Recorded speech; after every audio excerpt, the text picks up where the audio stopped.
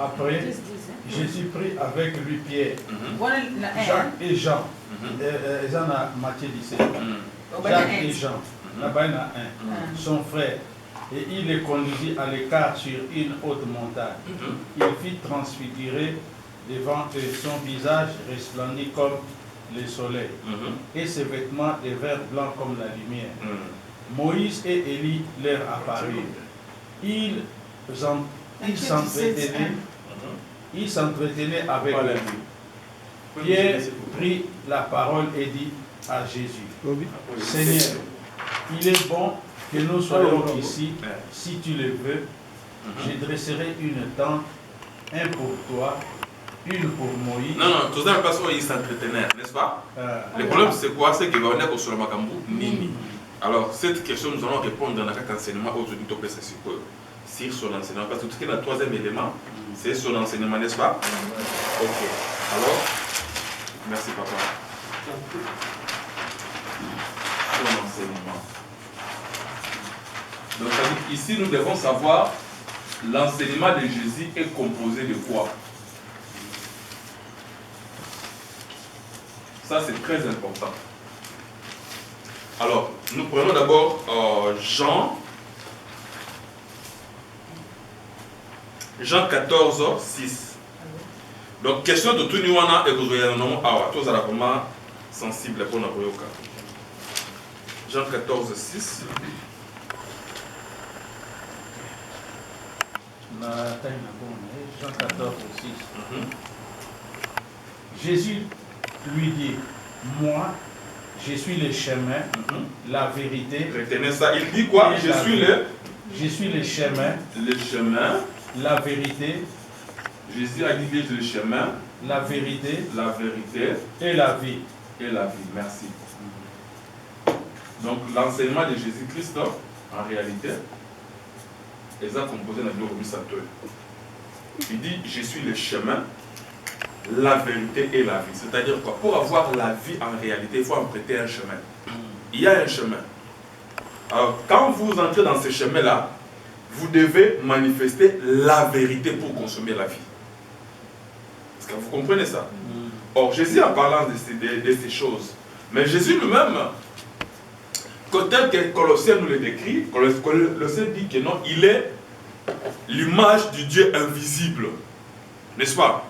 Or, Dieu, dans le livre de Exode, chapitre 25, le premier verset au troisième verset, et puis vous sautez pour aller au 8e verset, si on peut nous lire. Exode 25. Exode 25, du premier au 2, et puis verset 8. Après, nous allons encore lire Matthieu, chapitre 1, verset 23. Mais d'abord, Exode 25.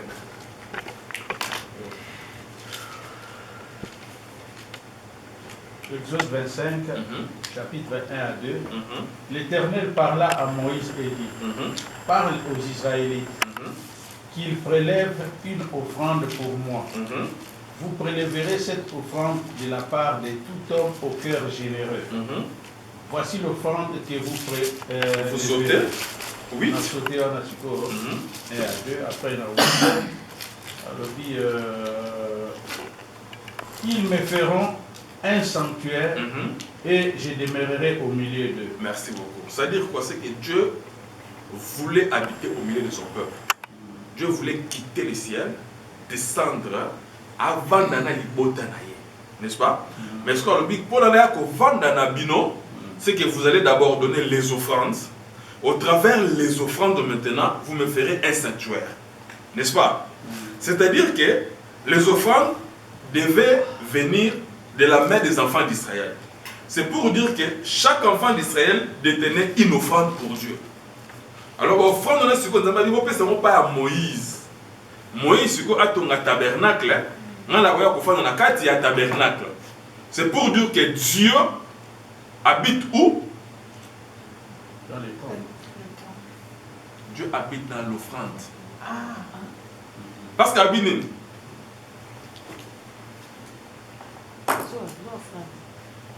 Ok. Supposons que les mamans représentent les enfants d'Israël, n'est-ce pas? Dieu a dit que non. Vous allez prendre les offrandes. Les offrandes on a sur le verset 3, 4, Ezaki, or, argent, bloc, belé. C'était les offrandes au bazoua qui en Égypte. Si tu en Égypte, allez demander à ma voisine, les objets à valeur. Vous comprenez? Donc, les objets à valeur, on a des secondes dans le désert. Mais il faut que tu aies une offrande, n'est-ce pas?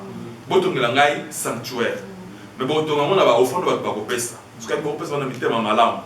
C'est que, pour nous il faut essayer la salle, il faut payer sa offrande, n'est-ce pas?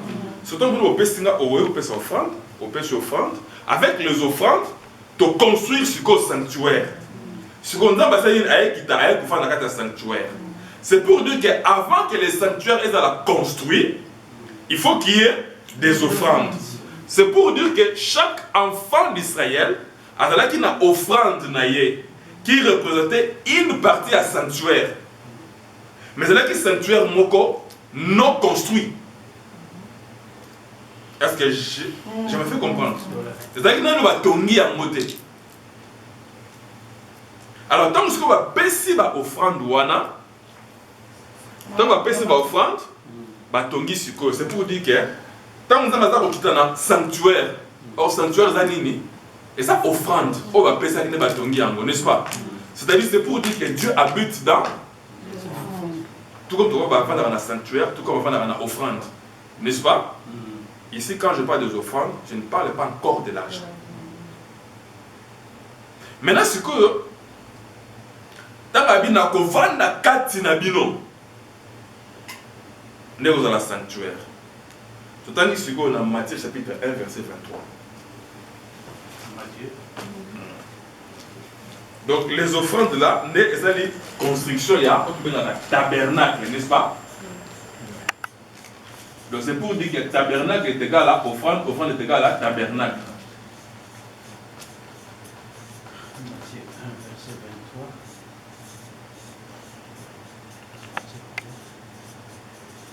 Matthieu 1, verset 23. Matthieu 1, 23. Matthieu 1, 23.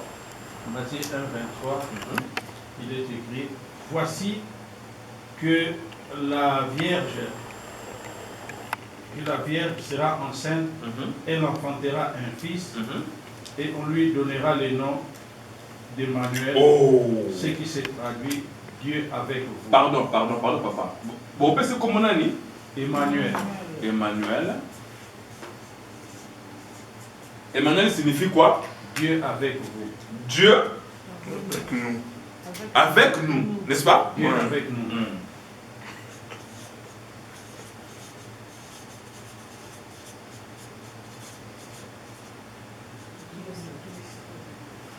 En réalité,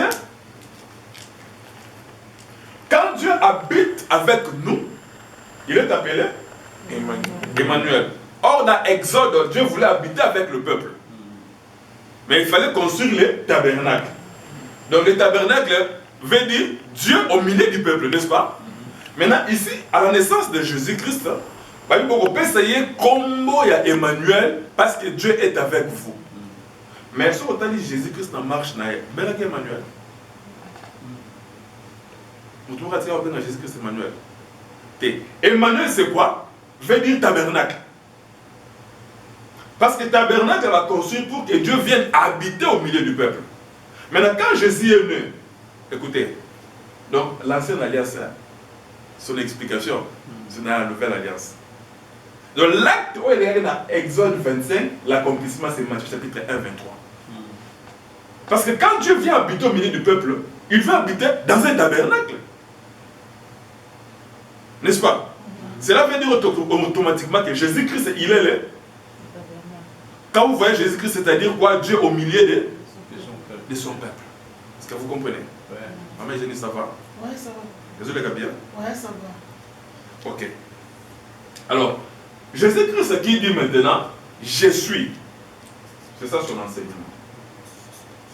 Il dit, moi je suis. Je suis quoi? Le chemin, la vérité et la vie. Or, en parlant du tabernacle, vous allez voir que le tabernacle, quand il a été construit, il a dit dans 3 parties. Première partie, c'était quoi? Le parvis. Deuxième partie, le lieu saint. Troisième partie, le lieu très saint. Quand il dit je suis le chemin devient quoi? Le parvis. La vérité, c'est quoi? Le lieu saint. La vie, c'est le lieu très saint. Donc, tous en mots. Donc ici, Jésus-Christ qui est Emmanuel. En d'autres termes, il est le tabernacle. Quand il dit je suis le chemin, la vérité, la vie, il voulait dire je suis le parvis, les lieux saints et les lieux très saints. Pourquoi? Puisqu'il est Emmanuel, Dieu avec nous. Or, dans les tabernacles maintenant, vous allez voir que Dieu, quand il descendait, lui, il descendait dans les lieux très saints. N'est-ce pas? Mais pour arriver dans les lieux très saints, il faut passer par le parvis. Or, le parvis, ce sont les chemins qui amènent dans les lieux très saints. Donc, le chemin qui amène, à la vie, qui est le lieu très saint, c'est le chemin, le moyen qui amène à la vie, c'est le chemin et la vérité. Ici, le chemin, c'est le parvis. Le lieu saint, c'est la vérité. Et la vie, là, c'est quoi? La vie, c'est le lieu très saint. Les lieux très saints. Ah, le lieu très saint. C'est ça. Les lieux très saints. Les lieux saints. Il y a les lieux saints et les lieux très saints.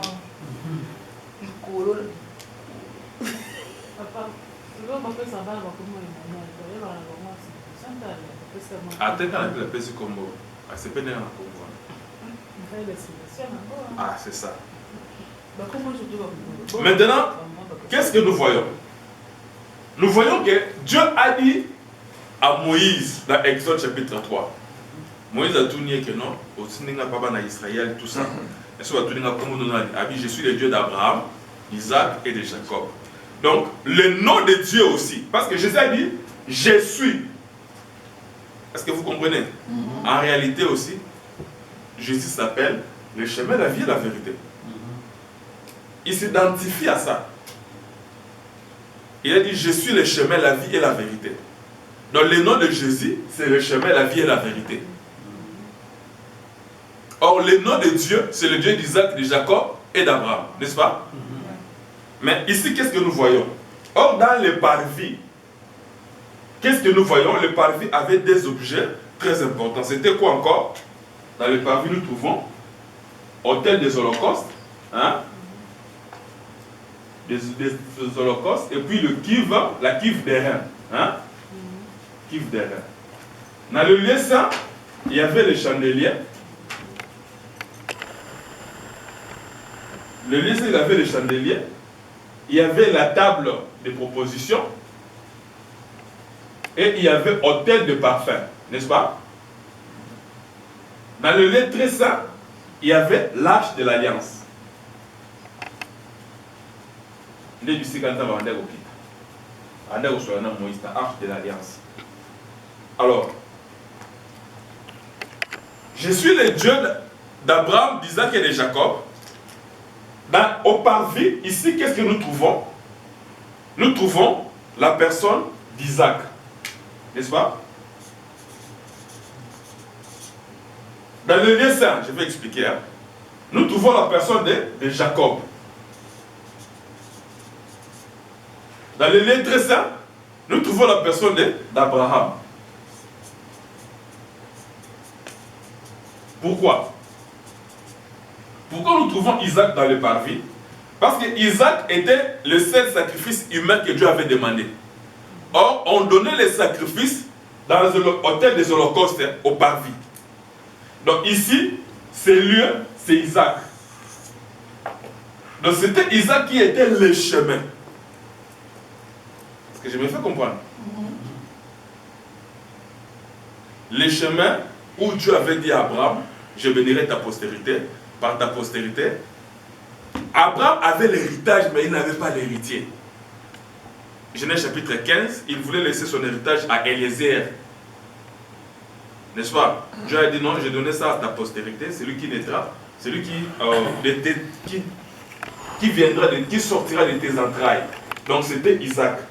Isaac, c'est lui le sacrifice.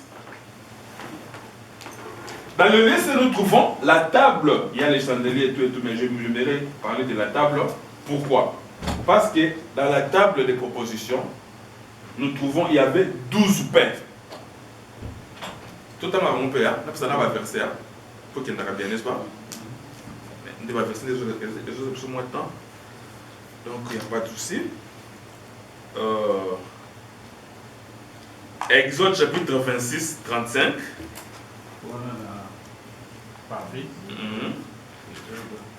Non, qu'est-ce que j'ai dit? Exode, on en a chemin. Isaac, Exode chapitre 27, de 1 à 9. C'est là où nous trouvons la cuve de rein et puis autel des reins, autel des holocaustes. Là, c'est Isaac qui est le chemin. Isaac, pourquoi il est le chemin? C'est parce que c'est lui le sacrifice que Dieu avait demandé, Genèse chapitre 22, n'est-ce pas? Tant que tu as lié ça, on a toujours eu Jacob.